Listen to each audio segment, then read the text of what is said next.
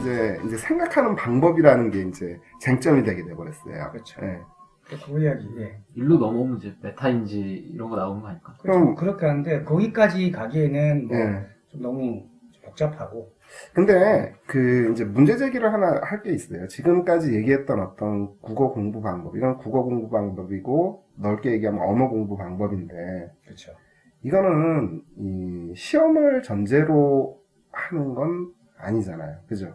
아니죠. 이게 시험과 연결이 되죠. 시험하고 연결이 되긴 되는데, 기본적인 출발점은 어디서 가는 거냐면 우리 일상에서의 어떤 언어 사용으로부터 출발을 하는 거잖아요. 그렇죠. 뭐. 근데 우리는 항상 공부할 때 어떻게 하냐면 당장 이렇게 하거든요. 아까 제가 이제 뭐 영어를 그때 그 어렸을 때 내가 작문을 했었으면 어땠을까라고 하듯이 예. 그때 공부할 때 항상 그잖아요. 일단 문제 맞추는 게 급급하니까 일단 많은 정보를 갖다 쑤셔 넣는 거. 여기에 이제 먼저 달리기를 하게 돼 있잖아요. 그렇죠. 그리고 근데 그게 알고 봤더니 도리어 더 느린 방법이었더라. 이렇게 되는 거거든요. 당장의 시험은 해결할 수 있지만 그 실질적인 어떤 능력을 갖다가 세칭 말하는 역량을 높여주는 것은 아닌 것 같거든요.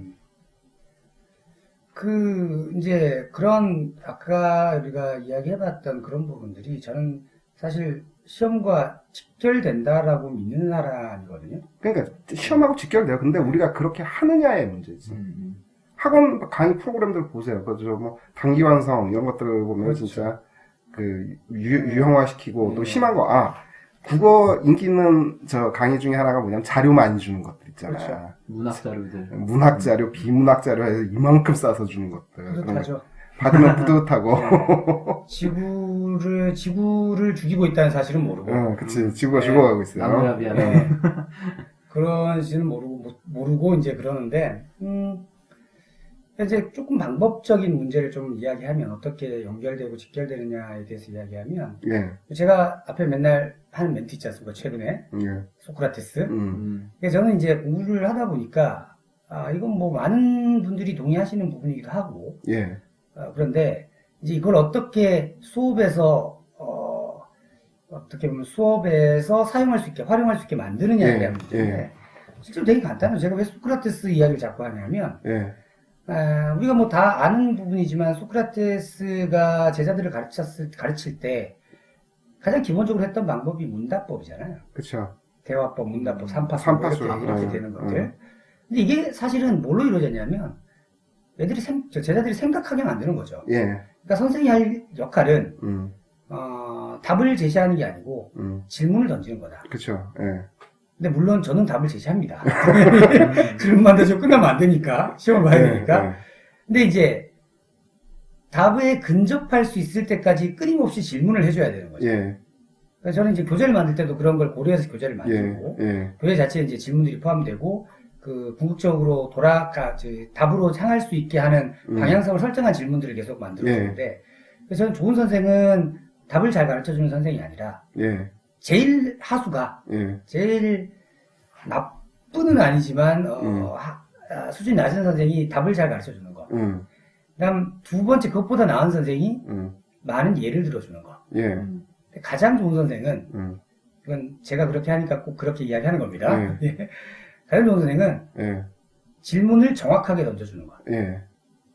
그러니까 그냥 질문이 아니라 그냥 왜 이게 아니라 어떤 답변으로부터 학생이 이야기한 답변으로부터 얘가 말한 답이 있고 궁극적으로 여기 이 문제에 대한 답이 있지 않습니까? 이 글에 대한 답이 있으면 그 간격에서 적절한 간격의 징검다리 이 레벨에서 뻗을 수 있는 발의 길이, 보폭, 다리 길이까지 해서 생각할 수 있는 질문, 짚을 수 있는 질문을 던져주는 게 가장 좋은 선생이라고 보거든요. 근데 그게 그렇게 하려고 그러면은 시간이 많이 걸리잖아요. 근데 이게 다행인 게 객관식이지 않습니까? 객관식이라도 알고 더 깊이 들어가면 또 그것도 다 본질적인 문제로 들어가면 시간이 걸리지. 저는 일단 기본적으로 한 8, 9개월을 잡습니다. 그러니까 제가 너무 대단한 것 수업 못 같은데 듣겠다. 사실 생각해보면은, 근데 8, 9개월이라고 얘기하셨지만은, 그 8, 9개월 가는 동안, 뭐 6개월을 하면은, 또 6개월만큼이라도 성과가 그렇죠. 사실 그럼요. 있잖아요. 그러니까 뭐 제 생각에는 이제, 정말 이 8, 9개월이라고 얘기하신 거는, 정말 이제, 안 되어 있는 친구들까지 가정을 하고 말씀을 하신 네. 것 같고. 그렇죠. 네. 극단적인 상황을 가정하고 한 건데, 왜 제가 8, 9개월이라고 말씀드렸냐면, 여기 재수반 시작해서 수능 때까지 대충 그 기간이 나오거든요. 지금 그 기간이 나오거든요. 그래서 뭐 2월 중순부터 해서 예. 6월까지면, 예. 뭐 맥시멈은 10개월이지만, 예. 8, 9개월을 잡는 이유가, 그 안에 어떤 변화를 이뤄내기 가능하다. 그러니까 그 동안의 일종의 사고의 어떤 성숙 과정이라는 걸 거치게 그렇죠. 되는 거죠. 그러니까 제가 아까 그래서 예. 말씀드렸던 게 뭐였냐면, 100점 받으려고 그러지 마라. 예. 그러니까 조급하지 말라는 얘기죠. 예. 근데 이제 이 과정을 뭐 계속 제가 뭐 10여 년 넘게 가르치면서 데이터를 축적했지 않겠습니까? 예. 그 학생들 변화 과정. 예. 그러니까 실제로 이제 보면 진짜 따라하는 애들이 있고, 예. 하다가 말다 하는 애들이 있고, 그다음에 뭐 하다가 저기 갔다 여기 갔다 하는 애들도 있고. 그런데 꾸준히 했을 때 과연 성과가 어떠냐 되게 궁금하잖아요. 그러니까 예. 저도 가르치는 사람이니까 제가 이게 옳은 건지 틀린 건지는 알아야 되잖아요. 예. 그러니까 나는 그런데 얘들은 아니면 안 되니까. 예. 그래서 꾸준히 데이터를 누적해서 관리해보면 예. 실제로 이제 그러니까 제가 뭘 많이 하냐면 재수반도 그렇고 중간중간 테스트를 많이 해요. 예. 여기서 테스트라는 건 모의고사 형식의 테스트가 아니고 제가 가고 있는 방향에 대한 질문지를 따로 만들어서 예. 제가 가고 있는 질문지를 따로 만들어 주고 그 다음에 이제 쭉 하면 이제 뭐 이건 재수반에서 하는 건데 사실 인원이 많거든요. 예. 죽어나요. 그걸 하게 되면 사실은. 제가 지금 담당하고 있는 학생이 한 4,500명 되는데 예. 수업을 하는 학생들. 예. 요거를 다 해야 되거든요. 예. 근데 매주는 못하고 한 달에 돌아가면서 예. 한 달에 한 번씩은 하는데 이걸 하게 되면 이제 그 사고 과정을 볼 수가 있죠. 예. 근데 이제 그러면 현저하게 떨어지는 친구들을 불러요. 불러요. 올 때 뭐가 저러냐면 매일 한 개씩 하라고 내준 과제, 예. 그다음에 제 수업 교재, 그리고 테스트지. 요 세 개를 가져오라고 시킵니다. 가져오라고 시키면 그걸 봐요. 그걸 이게 쭉 읽어보면 이제 숙제 어떻게 딱 책이 나오잖아요. 어떻게 했는지. 예. 하라는 대로 했는지 아니면 예, 안 했는지 예, 아예 안 예. 했는지 지 맘대로 하는지. 그러면 이제 그걸 누적해서 이렇게 보고 이제 보면 그러니까 어떤 그 사고의 흐름이 애가 그 기간 그렇죠. 동안에 이제 뭘 했는지 생각했던 아는 그런 거죠. 걸 네. 볼 수 있다 이런 얘기가 그렇죠. 되잖아요. 그럼 이게 그랬기 때문에 국어가 사실은 엄청난 노가다예요. 국어 선생님이 제대로 하려면. 근데 그럼 뭐 모든 과목이 다 노가다예요. 그렇다니. 국어 이야기 아닙니까? 일단 만물 구호 기원설이니까 네. 거기다 맞춰주긴 하는 건데. 네. 그래서 아무튼 그런 과정인데 예. 그래서 그 소크라테스로 다시 돌아가면 그래서 소크라틱 메소드라고 사실은 이 학습법이 있어요. 예. 실제로. 예. 우리나라에서도 소크라테스 학회라는 게 있어서 이게 어떻게 이제 현장에 활용될까에 대한 이게 활성화되어 있지는 않은데 사실은 입시교육이다 보니까. 그래서 저는 의미가 있다고 보는 게 외국에서는 많이 논문이 나와 있고 연구가 되고 있고 그런 부분인데 핵심은 이거죠. 아까 이야기했듯이 예. 학습자 수준에 맞는 적절한 질문을 어떻게 던져줄 것인가. 일단은 정리를 하면 그 시간이 오래 걸리네. 근데 뭐 8, 9개월 해서 1등급 나오면 괜찮지 않습니까? 근데 그 1등급 그치 그 깨달으면 그렇죠. 그게 문제죠. 8개월이라는 얘기구만. 이게 문제죠. 그러니까 만점은 아니잖아. 만점은 아까도 이야기했지만 네. 조상이 돌봐야 되고 나라도 구해야 되고 그렇게 얘기하면 어머님들 참 미심쩍어 한다. 사기는 치면 안 되잖아요. 우리가 적어도 그래도 교육자인데 안 되는 거 안 된다고 이야기를 해야지. 그리고 무엇보다 제가 생각할 때는 아니 그러면은 이렇게 안 할 거면 어떻게 할 건데 라고 얘기했을 때 마땅한 사실 답이 없죠. 그러니까 단기간에 샥샥 그 핵심 요지만 갖다 먹어서 갈 수 있는 방법 그게 더 좋은 거지. 그렇죠. 좋은 방법이죠. 그것도. 근데 그거는 이제 예를 들면 이런 거는 가능하죠. 이게 이렇게 되면 선행적인 사고력이 얼마나 돼 있느냐. 예. 그리고 근데 그게 있는 애들인데 이걸 몰라서 못하는 애들이 있어요. 그것 있죠. 그렇죠. 예. 그런 애들은 실제로는 한두 달 만에 돼요. 그 금세 쫓아오니까. 그러니까 얘가 성적이 되게 4등급, 5등급인데 최근에 요거 케이스인데 제 재수반에 수업 듣는 학생 중에 하나가 제 이제 정규 수업도 듣고 특강도 한 달을 수강했어요. 근데 한 달이 끝날 때쯤 지난주였나 오더니 선생님 저 다음 달부터 특강을 안 듣기로 했습니다. 그래서 뭐하러 그거 알아서 안 들으면 되지 뭐하러 말하냐. 근데 이유가 있어요. 이유를 들어달라는 얘기지. 왜? 성적이 안 나오니? 그래서 그렇게 이야기했죠. 성적이 안 나오니? 성적이 잘 나와요. 그래서 하산하겠습니다. 야, 네 맘대로 하산하는데 입사는 네 맘대로지만 하산은 내가 하산하라 그래야지. 그래서 야 그러면 내가 하산의 결정을 내줄 테니까 했던 거 다 가져와. 예. 그러니까 틀린 것도 보고. 그러니까 얘가 작년 수능에 4등급. 예.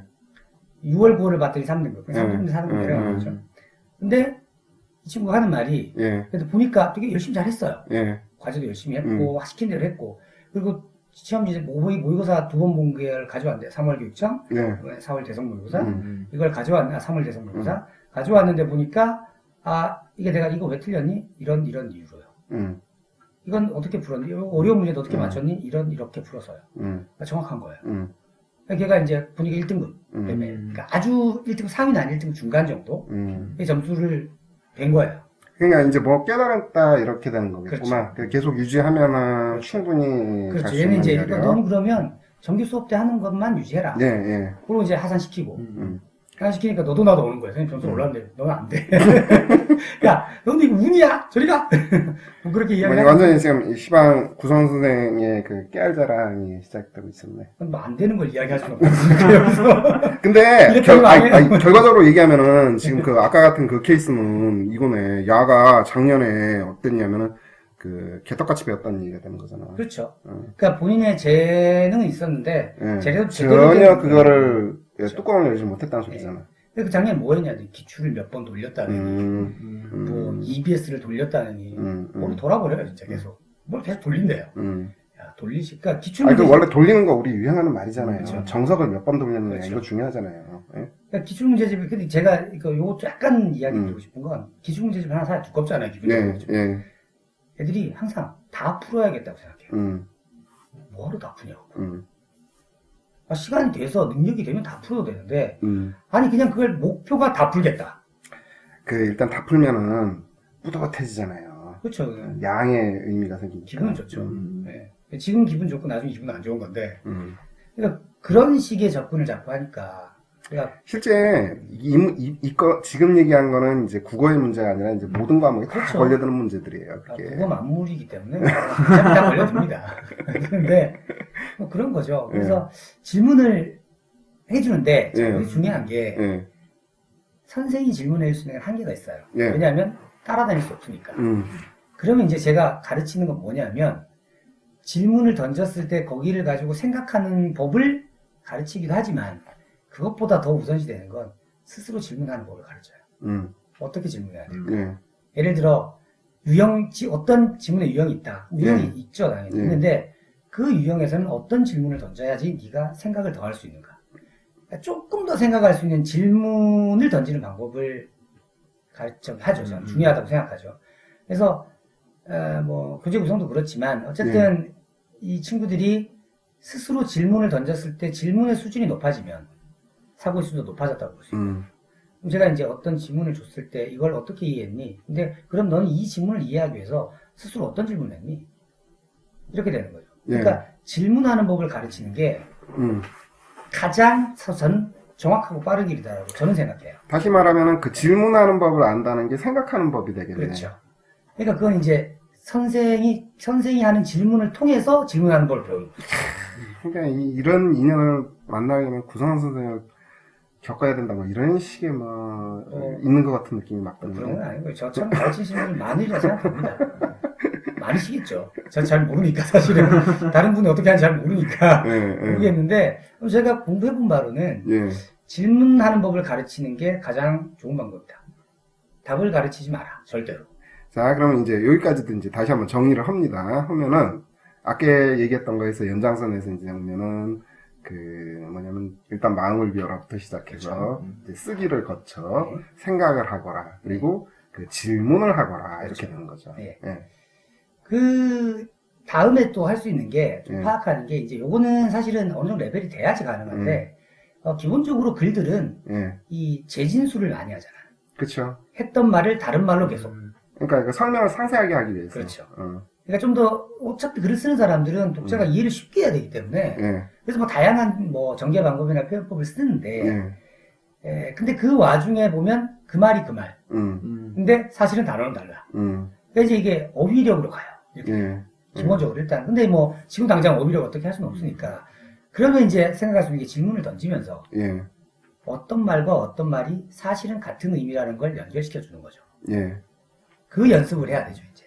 근데 이 재진술이 뭐냐면 재진술의 경험을 즉각적으로 경험할 수 있을 때가 언제냐면 글 쓸 때예요. 그렇죠.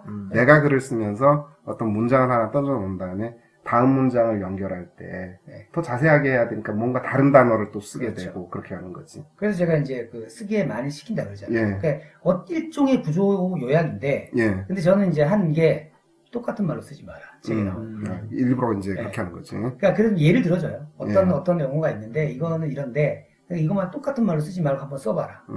그럼 이제 안 돼요. 대부분 그대로 써요. 근데 사실은 여기에 깔려있는 교육적 의도는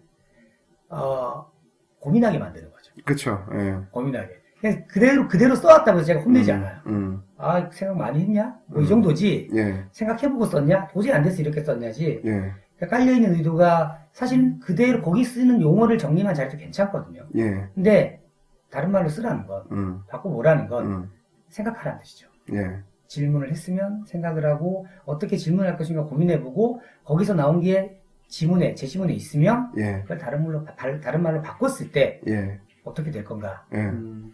그래서 만약에 진짜 다른 말을 잘 써봤다. 얘는 진짜 잘하는 거예요. 걔는 진짜 운이 아니라도 100점 받을 수 있을 거예요. 예. 예. 근데 대부분은 그렇지 않아요. 거의 99%까지는 그렇지 못하고 대신 그 과정에서 생각을 많이 하는 거죠. 그러니까 그걸 대놓고 생각해 이것보다 모르는데 생각하게 만드는. 그러니까 이제 구체적인 방법, 재진술을 하거라. 그렇죠. 이렇게 되는 거죠. 그 재진술을 할 수 없으면 분명히 그렇게 돼 있거든요. 지문에. 예. 찾아라. 예. 재진술 되어 있는 걸 찾아라. 음. 근데 사실 요거는 학부모님도 약간 도와주실 수 있는 게 음. 자녀들을 도와줄 수 있는 게 아무래도 애들의 사고 수준보다는 부모님의 사고 수준이 사고 수준은 사실 경험과도 밀접한 관계가 예. 있습니다. 예. 경험으로 그거는 나이 많으면 잘한다는 이야기도 있어요. 예. 사실은. 음. 근데 경험과도 관계 있으니까 먼저 읽어보시고 그 고민을 한 다음 제대로 찾는지 봐주는 그 정도는 가능하죠. 사실 부모님 약간 부지런하셔야 되는데 예. 그래서 뭐 그런 거 진술. 그 다음에 또 제가 좀 약간 팁으로 말씀드리자면 요거는 팁이 막 쏟아지네. 예. 여기까지만 할 거예요. 여기까지만 할 겁니다. 예. 그래서 하나 드리자면 이게 기본적으로 우리가 사고력 훈련시킬 때 가장 기본적으로 많이 하는 게 예. 사고 구술이라는 거예요. 예. 사고 구술. 예. 생각을 다 말로 하는 거죠. 예. 사실 저는 이거는 제가 가르치는 일을 시작하면서 예. 가장 먼저 했던 일이 예. 나는 이 지문을 어떻게 이해하는가요? 예. 그걸 알아야 될 거 아니에요. 나는 딱 보면 사실 이해되죠. 근데 나는 딱 해서 그 딱의 과정이 길잖아요. 예. 그러니까 그 과정을 말로 다 한 거죠. 음. 중얼중얼. 그래서 뭘 했냐면 그 말로 하면서 녹음을 했어요. 다. 싹 다. 그러니까 이거를 한 몇 년간 계속 녹음을 하고 듣는 거죠. 예. 들어보면 일단 첫 번째가 들으면 일단 내 목소리가 어색하다. 실제로 학생들에게 시키거든요. 예. 시키면 애들이 항상 하는 말일 거예요. 선생님 제 목소리가 이렇게 듣기 싫은 줄 몰랐어요. 이제 알았니? 뭐 얘기하는데 나는 오죽하겠니? 뭐 이랬는데 근데 뭐 그런 이야기를 나와요. 근데 선생님 뭔 말을 해야 될지 모르겠어요. 그게 뭐냐면 훈련이 안 돼 있어가지고 그래요. 그렇죠. 그게 우리가 말하기 훈련이 진짜 아무것도 안 돼 있거든. 그렇죠. 근데 이제 그게 안 돼 있으니까 안 되는 건데 이 사고 구술이라는 게 그런 관점에서 근데 아무 말이나 하라 그러면 안 되니까 예. 일단 어떤 식으로 하라 그러냐면 수업 시간에 들은 거 예. 그러면 분명히 사고 과정이나 사고 전개 과정 그리고 질문을 통해 답을 찾는 걸 했기 때문에 예. 수업 시간 한 걸 일주일에 예. 딱 지문 하나만 뭐 시도 좋고 소설 좋고 뭐 독서도 좋고 그런데 하나만 딱 꺼내서 예. 필기가 돼 있고 할 거 아닙니까? 예. 그러면 자 그래서 제가 그러니까, 농담 삼아 엄마 아빠 불러놓고 네가 이 지문 설명해 드려 예. 하는데 그러면 저기 부모님 주말에 쉬고 싶은데 피곤하시잖아. 예. 그럼 강아지를 데려다 놓고 가르쳐. 동물학대지 않습니까? 저번에 그 얘기 한 번 했었을 거라. 인형을 앞에다 놓고 그렇죠. 설명하던 그렇죠. 거 그런 거. 그래서 저는 뭐 어떻게 하라 그러냐면 거울 갖다 놓고 네가 너를 가르쳐라. 예. 그러니까 이거를 시켜요. 그러면 애들이 이제 뭐 휴대폰 녹음하면 되지 않습니까? 예. 해서 한 20분 정도로 내 수업을 그대로 따라하라고 시켜요. 예. 잘 들어놨다가. 잘 들어놨다가 필기가 돼 있는 걸 바탕으로 선생님이 했던 수업을 그대로 따라해라. 예. 그래서 처음에 하면 어떤 경향이 생기면 뭐 아까 목소리 듣기 싫어도 있지만 읽어요 그냥 아무것도 못하고 그 톤이 없지. 네, 쭉 읽어요. 그러니까 뭐 톤도 톤인데 그냥 내용을 읽는 거죠. 생각이 없고 그냥 읽는 거죠.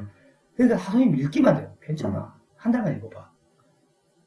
이 한 달 해봤자 일주일에 한 지문씩이니까 4개인데 그리고 뭐 한 읽어봐. 근데 2달째부터는 다르다? 느낌이 달라지지. 다르다? 근데 녹음해서 끝나는 게 아니라 제가 뭐 하냐면 아침에 학원 왔다 갔다 하거나 학교 왔다 갔다 할 때 들어올 걸. 네. 네가 녹음한 걸 네가 들어. 인강 듣지 말고 예. 인강을 듣지 말고 네가 한 수업을 네가 들어라. 그러면 내가 뭐가 잘못됐고 이게 좀 이상한 내가 분명히 배워서 머릿속으로 아는 지문인데 표현이 왜 이렇게 되나? 나는 왜 여기서 사고 과정을 점프를 하고 그냥 읽었지? 이걸 이제 일주일 동안 똑같은 걸 듣는 거죠. 예. 하루에 2번씩. 예. 이러면 내 사고 과정의 문제점을 알거죠. 이 소크라테스 형이라고 하면 안 되나? 제가 모든 사람 형이라고 하니까 소크라테스 형이 했던 말이 무지의지 아니겠습니까? 예. 너 자신을 알라는데 네가 모르는 걸 알라는 얘기니까. 무지의지가 그게 메타인지인가 뭔가 그거 아니야? 그지? 예, 결국 나아가는 그쪽으로 그렇죠. 가는 예. 거지. 예. 그러니까 이걸 알라는 얘기니까 그렇게 하다 보면 자기가 수업한 걸 듣다 보면 내가 뭘 모르는지 알게 되죠. 이때부터 제일 큰 문제는 뭐냐면 내가 뭘 모르는지를 알게 되는 그게 그쵸. 참 그 뭔가를 아는 건데 네. 내가 뭘 모른다는 사실도 모르고 사는 게 제일 행복해요. 우리는 그렇게 행복을 찾자면 대학을 못 가니까. 그 모르는 그 대표적인 애가 지금 감옥에 가 있지. 그래서 지금 행복하지 않지 않습니까? 어제 울고 뭐 그랬대는데. 갑자기 그 생각이 들어가지고. 예. 그러니까 그런 식으로 하게 되면 내가 일단 무지해지. 예. 모르는 걸 알게 내가 뭘 모르는지 알게 되고 뭘 모르는지 알게 되는 순간부터 뭘 해야 되는지 아는 거죠. 그러니까 이건 사실 모든 학생 마찬가지인데 특히 국어에서는 지문이라는 형태가 주어지기 때문에 활용하기 아주 좋죠. 그래서 이제 어떤 지문 선정도 물론 중요하지만 이 팁을 드리자면 사실 이건 참 진짜 꿀팁인데. 근데 이게 뭐 꿀팁 내가 뭐 그렇게 같이 평가하기는 좀 그렇다. 왜 그러냐면은 학원 선생들이 그렇잖아. 선생들이 애들 가르치면서 알고 보면 지실력이 올라가고 있는 거거든. 그렇죠. 원래 그래. 가르친 사람이 계속 애들 항상 수업 중에 야 나는 매년 똑똑해지고 있어 애들. 니들 언제 똑똑해질 거니 그러는데 그러니까 애들도 그렇게 하는 거죠. 근데 이게 시간이 많이 안 걸려요. 그러니까 요 키포인트가 보기 시간이 덜 그렇죠. 걸린다는 사실이야. 그렇죠. 알고 보면은. 네. 근데 항상 뭘 생각하냐면은 아까 얘기한 쓰는 것도 시간이 걸릴 것 같아. 그러니까 더 빠른 길. 그다음에 그렇죠. 지금 떠드는 것도 알고 보면 이게 시간이 덜 걸리는 건데 그렇죠. 이거 시간 걸릴 것 같아. 막 이런 생각이 드는 몰라서 거고. 해보면 되는. 애들이 실제로 지금 하고 있거든요. 제가 매주 가서 제가 들어보진 못하는데 하나 아니야 계속 체크하는데 꾸준히 하는 친구도 있어요. 그렇다고 뭐 안 한다는데 따라다니면서 뭐라고 할 수는 없으니까 저는 이걸 선택사항이라고 하지 않고 의무 필수라고 하는데 다른 걸 떠나서 무조건 그렇게 하는데 실제로 하는 애들이 이게 어느 정도 시간이 지나면 이게 이제 질문의 수준이 일단 달라져요. 그러니까 저한테 몰라서 물어보는 수준이 달라져요. 지가 뭘 모르는지 아는 거죠. 질문하는 법을 알게 되네. 그렇죠. 거기서부터 시작되는 거죠. 근데 그게 꾸준히 지속되면 제가 8, 9개월이라고 하는데 사실 이 녹음하는 과정은 8, 9개월까지도 안 가요. 딱 3달이면 뭔가 확 자기도 알아요. 그럼 그 단계가 되면 이제부터 자연스러워지는 그렇죠. 거고 굳이 녹음 안 해도 되고 그렇죠. 지 혼자 그냥 떠들어도 그렇죠. 되는 근데 거고. 재밌으니까 계속 해요. 애들이. 그래서 자기 이제 네. 팔자고. 그리고 이게 자꾸 이게 되게 중요한 얘기인데 자꾸 이거를 사고구술 과정을 녹음해서 하다 보면 자기가 변화된다는 걸 알잖아요. 그럼 뭐가 생기냐면 자존감이 되게 높아져요. 이건 뭐 완전히 심리학까지 이제 넘어가게 생겼네. 자존감이 되게 높아지면서 자신감이 붙어요. 그러니까 쫄지 않죠. 어떤 상황에서도.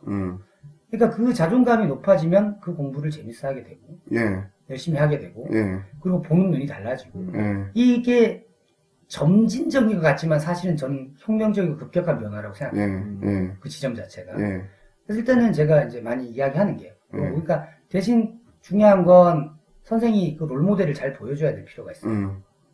그러니까 이게 저는 이게 오랫동안 연구를 해서 저는 좀 그래도 아직은 지금쯤은 괜찮다고 저는 제 스스로를 평가하는데 근데 이게 이제 잘못되면 의미 없는 일이 될 수가 있죠. 나중에 근데 이래가지고 이제 성공을 해야 되는데 쪽박 차면 그때 진짜 성공하니까 하는 거 아니겠습니까? 제가 수많은 성공 사례들이 있으니까. 그래서 그런 것들 뭐 팁을 드리자면 녹음하게 하라.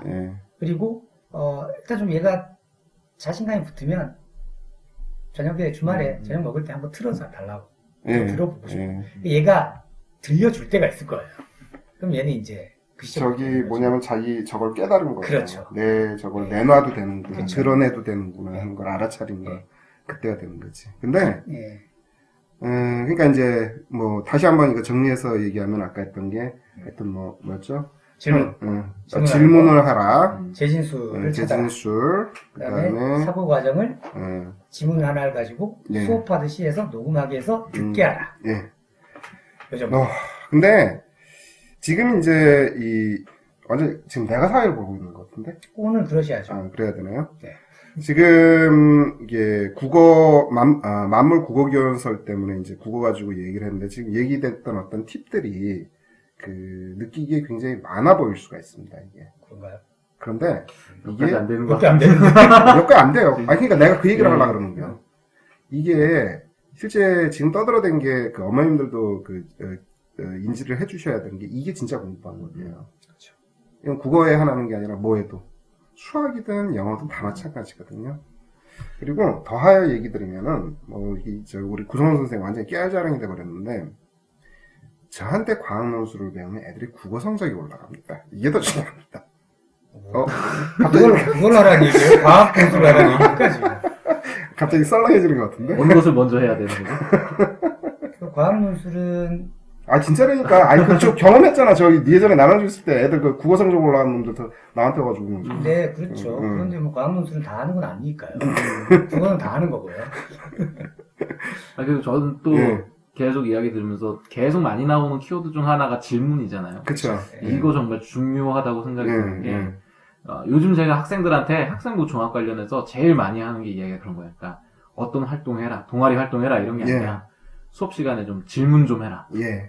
이게 사실 내가 질문이라는 게 모르는 걸 드러내는 거인 동시에 또 한편으로는 내가 이만큼 알고 있다를 학교 선생님들한테 어필할 수 있는 또 사실 좋은 기회거든요. 아까 무지해지라는 것도 모른다는 게 한편으로는 또 아는 거를 보여주는 길이니까 이게 교과 세특이나 이런 거 신경 쓰는 거에는 더 좋은 것 같거든요. 근데 이런 질문한 힘이 없으니까 수업 때 질문은 둘째치고 이제 질문에 답하는 건데 선생님이 질문에 답하는 것도 답을 못하지만 이런 연습을 하면 국어뿐만 아니라 사실 수학에서도 질문할 수 있는 거고 영어도 마찬가지고 그러면 이제 학생부는 되게 알아도 자연스럽게 되게 아름답게 만들어지지 않을까. 그렇게 되는 거죠. 근데 이게 우리가 생각을 해야 되는 게 어떤 게 있냐면 이런 게 있어요.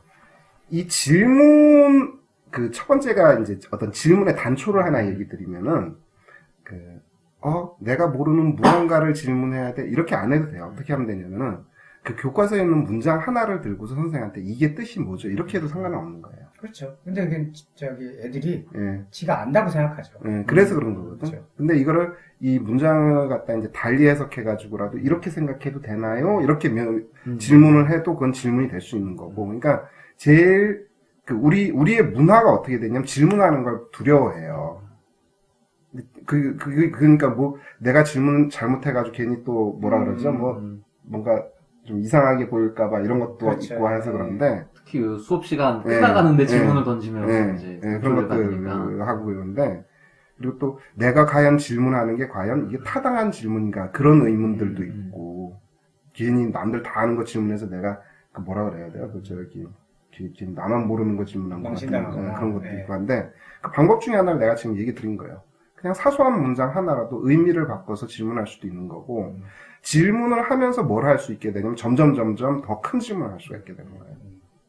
그래가면 이제 성장을 하는 건데 그 다음에 우리 어머님들도 애들이 질문하고 그러는 거 그것도 몰라 이러지 마시고 근데 하면 안 되는 질문도 있어요. 옛날에 남자친구도 그랬어요. 공부와 관련돼서 국어와 관련돼서 제가 오늘 좀 진지하지 않습니까? 평소와 다르게. 왜냐하면 제가 하는 거니까 세상 모든 게 진지하지 않은데 제가 하면 딱 요것만 진지하거든요. 근데 절대로 하면 안 되는 질문 단어 뜻 물어보는 거.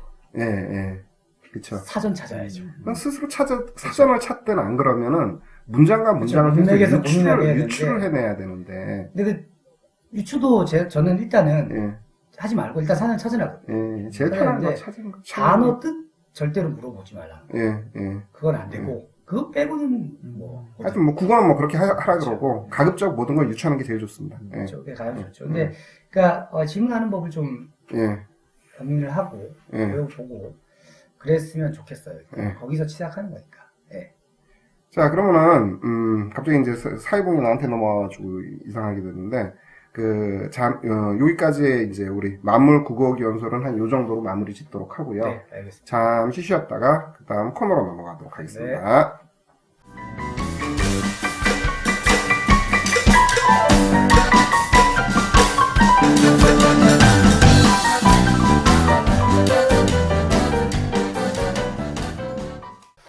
자, 지금까지 이제 만물 국어설 이야기 해봤고요. 네. 자, 이번에는 저희가 이제 지난주부터 야심차게 준비하고 있는 코너죠. 네. 자, 오늘은 좀 잘해 주실 거라 제가 기대하면서 알겠습니다. 시작해 보겠습니다. 앞에다가 배경음악을 하나 넣고서 할까? 알아서 하십시오. 알겠습니다. 예. 항상 알아서 하시면서 또 이렇게 소통하는 그런 모습을 살짝 또 이렇게 보여주려고. 제가 이제 본업인 진행자로 돌아와서. 자, 저희 작가님 상담소 팟캐스트가 야심차게 준비한 코너, 입시가 뭐길래. 실망이에요. 죄송합니다. 아니, 너무 힘이 오늘 없으신 것 같은데, 감기 걸리셔서 그러신지. 저도 감기예요. 진짜 다음번 좀 더 잘해보고요. 자, 오늘 사연을 대충 보니까 원하는 동아리에 가입을 못했을 때 이거 우리가 어떻게 할 것인가. 예. 그러니까 아이는 이쪽 자기가 진로나 진학을 하기 위해서 이런 동아리 활동을 하고 싶은데 이게 여러 가지 사정상 못할 수 있지 않겠습니까? 예. 그런 것들이 생겼을 때 우리가 어떻게 좀 사연 올리신 학부모님께서는 구체적 해결 방안을 원하시는 것 같아요. 요 부분은 어떻게 생각하세요? 실제로 이렇게 원하는 동아리를 못 가는 경우가 많습니까? 동아리 인원이 제한이 있나요? 그쵸. 그 인원 제한이라든가 이런 것들이 있으니까 자기가 원하지 않는데 가는 케이스들이 꽤 많죠. 그러니까 또 넓게는 동아리뿐만 아니라 이제 창의적 체험 활동이라는 게 학교 여건에 맞아야 되는 건데 하고 싶다고 사실 다 할 수 있는 건 아니니까요. 예. 이게 본인이 시간과 여력이 돼도 못 하는 건가요? 학교에서 어떤 계획이 되어 있지 않다 그러면은 그런 거거든요. 그러니까 창의적 체험 활동으로 이제 얘기되는 것들 중은 기본적으로 뭐냐면 학교에서 이게 일단 사전에 미리 딱 그게 정해져 있어야 돼요. 관련돼서 이제 각 학교마다 규정들이 다 있어요. 예. 어떤 경우는 되게 짧게 규정이 되어 있는 학교도 있고, 어느 경우는 되게 거의 어떤 법령처럼 진짜 디테일하게 되어 있는 경우도 있는데, 공통된 거는 이제 전부 그거죠. 어떤 학교의 여건이라는 게 인원도 있을 수 있지만은, 필요한 선생님이 필요한 그런 동아리도 있을 수 있고요. 네. 동아리뿐만 아니라 활동도 가고 싶다 해서 갈 수 있는 게 아닐까요? 출석일로 인정을 할 거냐, 말 거냐, 이런 기타 등등 되게 다양한 문제가 있는 것 같아요. 활동이 다양하게 있으니까. 그러다 보니까 이제 어떻게 되냐면 이제 이걸 동아리로 이제 축소시켜서 얘기하면은 내가 가고 싶은 동아리가 있었는데 특히 이제 요새 그 학생부 종합하고 관련해서 어머님들이 신경 쓰는 게 가령 예를 들어가지고 내가 이제 난 기계공학과를 가고 싶어. 그럼 물리 동아리 꼭 해야 되는데 근데 물리 동아리가 꽉 찼고 그래가지고 이리저리 돌다가 어느새 아이고 내가 무슨 생물 동아리에 뚝 하고 떨어지는 이런 일이 벌어지게 되는 확인은 해야 되니까 그런 일들이 벌어지거든요. 동아리를 만들 수는 없나요, 그러면? 그러니까 자율 동아리도 만들고 하는데 자율 동아리도 이제 사전에 이걸 미리 이제 계획을 해놔야 되는 거거든요. 사전에 계획한다는 게 구체적인 시기를 말씀하시는 건가요? 네, 시기도 있고 그 다음에 자율 동아리를 하려고 해도 또 그렇잖아요. 또 뜻맞는 인원들이 또 생겨야 되니까. 그리고 그렇죠. 인원만 있어야 되나? 또 누구죠? 지도하는 선생도 있어야 되고 등등등등 여건들이 이제 만들어져야 되거든요. 그리고 동아리든 뭐든 간에 이런 걸 할 때는 사전에 뭐가 만들어져야 되는 일종의 계획서, 기업체에서는 그 사업계획서 이렇게 하듯이 그런 것들이 다 형성이 돼야 되거든요. 그러면 만약에 그런 여건들 때문에 우리가 질문 올라왔던 것처럼 자기가 원하는 동아리를 할 수 없을 때 이거 어떻게 해야 되나요? 그게 아무거나 해야 되나요? 한번 사연도 읽고 가면 그렇죠. 사연 정말 한번 디테일하게 올려주셔서 그럼 한번 유전자 제가 소개 좀 한번 해주시죠. 읽어드릴게요. 내용 정말 길게 보내주셔가지고 핵심적인 것만 읽어볼게요. 자, 6년 전 큰아이 중학교 입학해서입니다. 초등 때 친한 4명의 친구들이 반은 다르지만 같은 동아리를 하려고 계획하였답니다.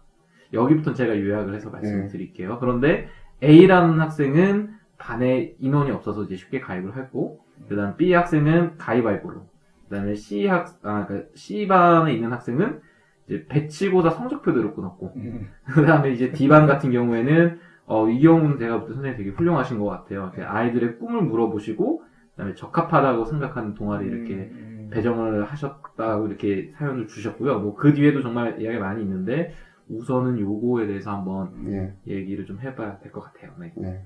그래서 저는 일단은 뭐 가장 바람직한 거는 사실 D반이겠죠. 그렇죠. 꿈을 가지고 이렇게 말씀하신 거고, 가장 이제 무책임하신 분 같은 경우는 이제 C반이신 것 같고, 그 다음에 이제 B반 같은 경우가 조금 이제 고민이 되는 것 같아요. 가위바위보로 했는데, 사실 뭐 그렇다고 해서 가위바위보 말고 아니면 또 다른 방법이 있으면 어떻게 될까, 뭐 이런 것도 좀 고민이 되고요.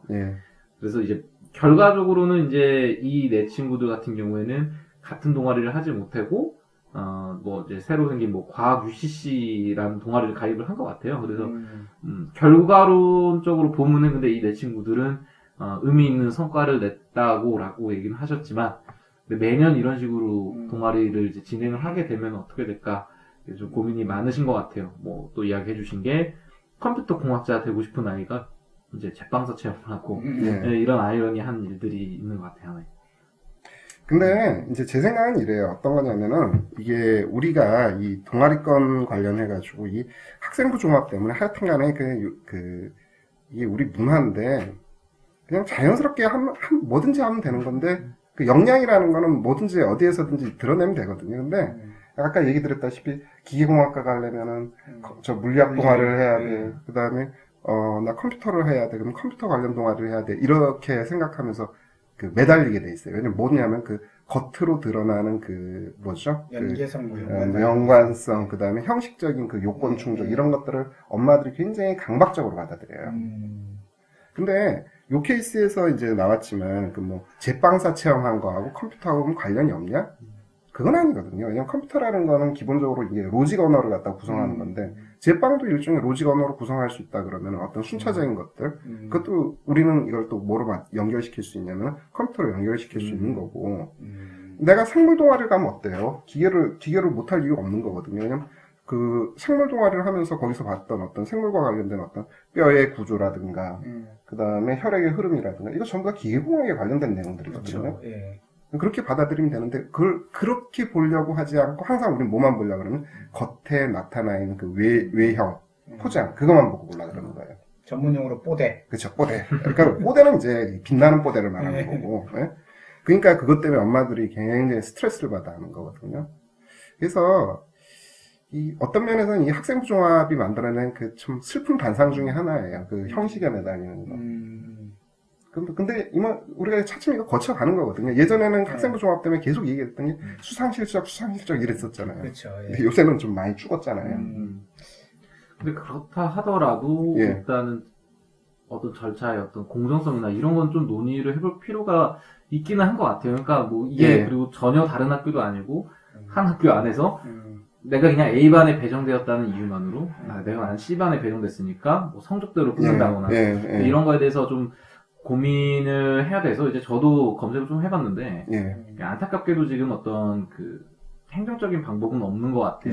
춘천 지역에서 초등학교 그런 사례가 있더라고요. 이제 행정소송을 제기를 했는데 결론적으로는 이제 어떤 교장의 어떤 재량권으로 이게 판단이 되는 부분이라 실제로 뭐 그런 방법에 대해서 안타깝지만 당장에 내놓을 수 있는 어떤 해결책은 있지는 않는 것 같아요. 물론 근데 사실 C반 같은 경우는 조금 고민을 해봐야 되는 부분인 것 같긴 해요. 이제 성적대로 했기 때문에. 근데 뭐 그런 경우를 제외하고 뭐 가위바위보로 해야 될 수밖에 없는 경우라면 뭐 그런 경우에는 마땅한 사실 방법이 당장에는 없는 거고, 그러니까 학교의 여건이라는 거는 무시할 수 없는 거니까.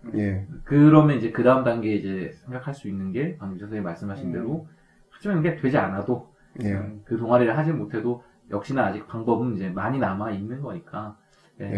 그러니까 본질적인 부분을 생각해야 되는데, 이게 이 연장선에서 생각해야 되는 게, 내가 이 동아리를 해야 되느냐, 뭐 이거의 연장선으로 가면은 또 뭐로도 연결이 되냐면은 일반고를 가야 되냐 특목고를 가야 되냐 이 문제랑 또 똑같아지는 거예요. 어떤 그룹에 들어가는 그 문제에 해당이 되거든요.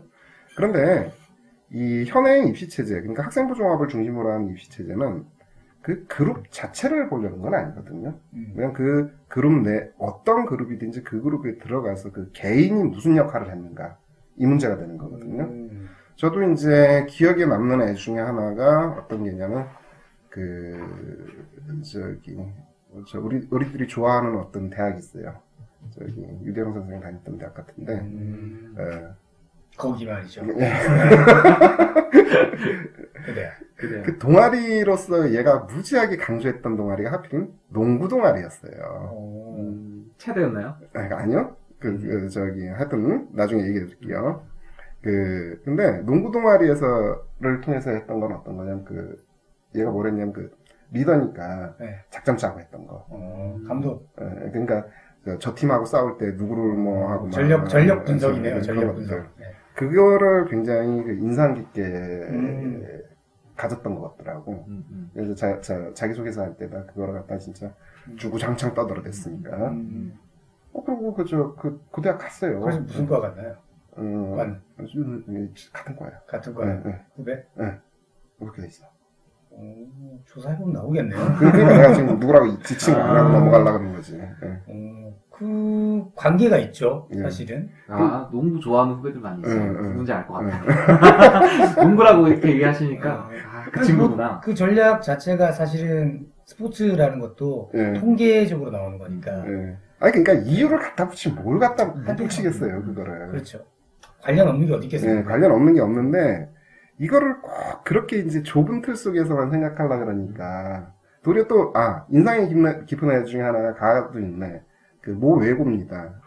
가 같은 경우는 발명 동아리를 했어요. 그거로 저 유대공 선생님이 학교 갔어요. 문과?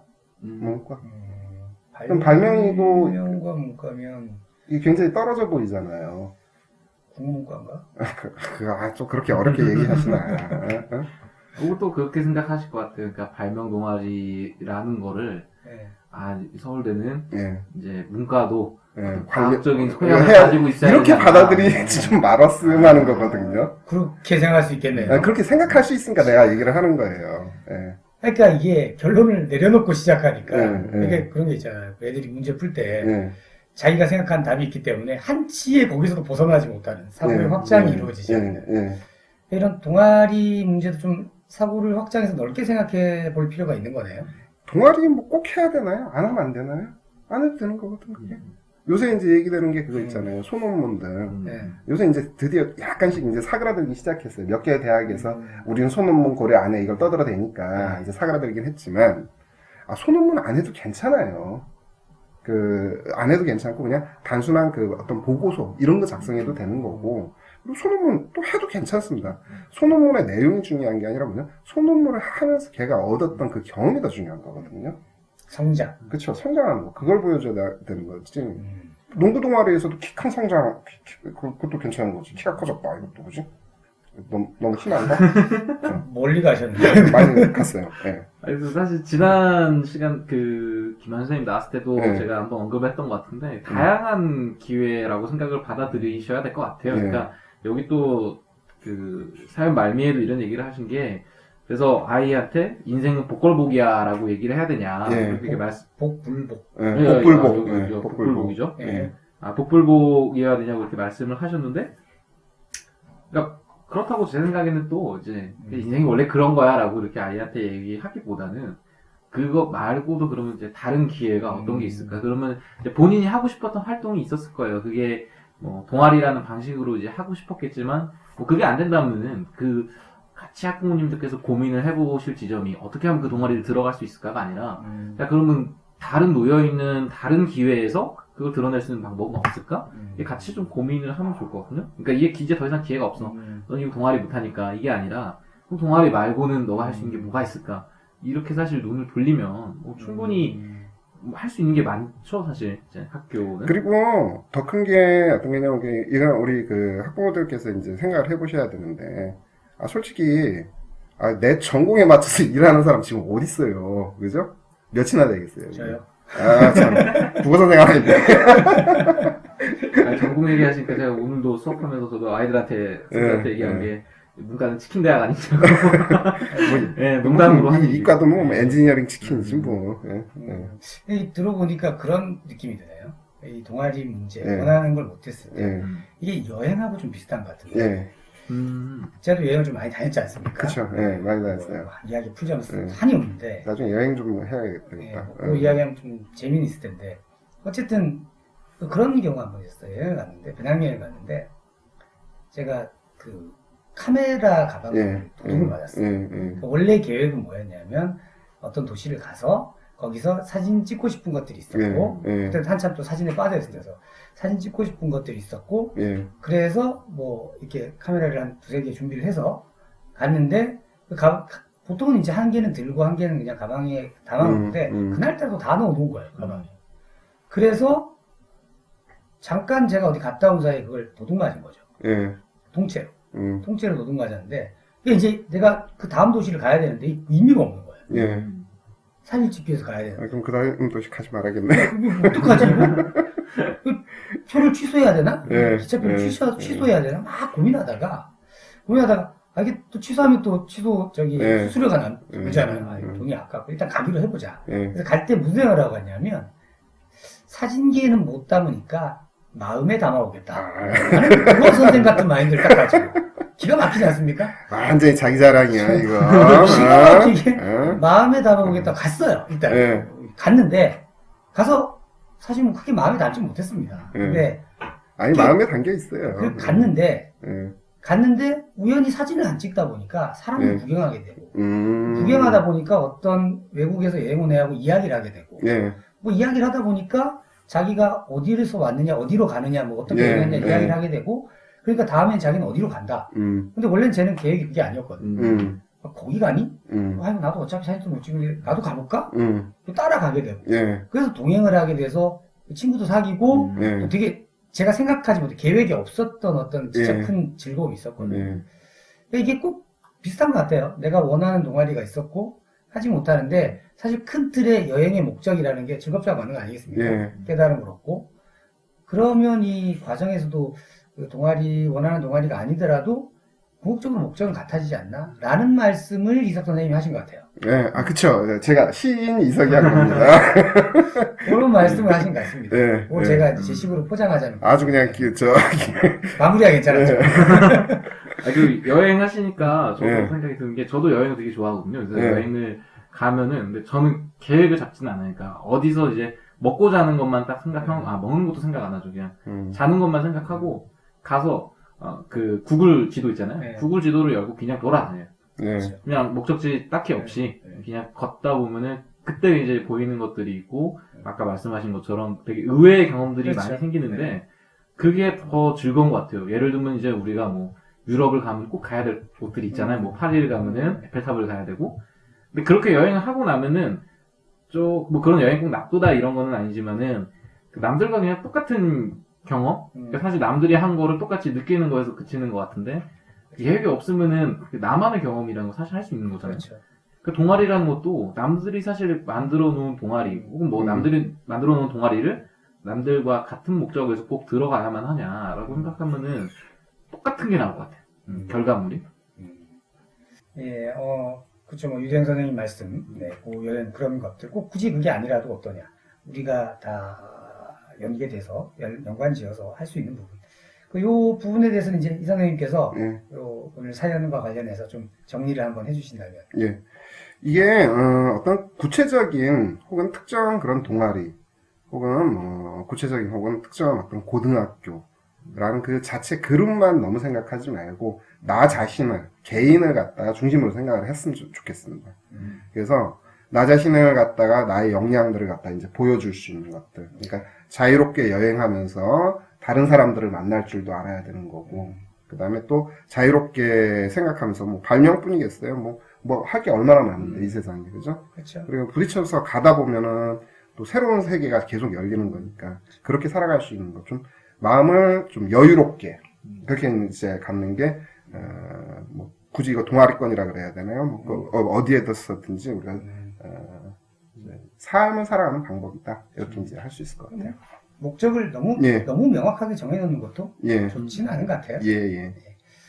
예, 뭐 오늘 저희 또 이제 이렇게 만물 국어설. 예, 만물 국어설. 입시가 뭐길래 두 번째 예, 시간 진행해봤는데, 예. 특히 입시가 뭐길래 같은 건 지난주보다, 물론 이 오프닝 자체는 사실 뭐 지난주보다 나아진 게 없는데, 예.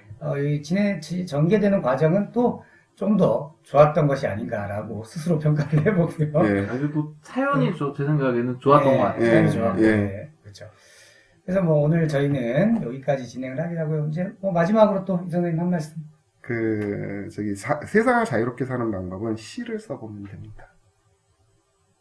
세 편 쓰신 이삭 선생님, 시인 이삭 선생님 말씀이세요. 사실 세 편은 초등학교 동시도 그보다 많이 쓰거든요.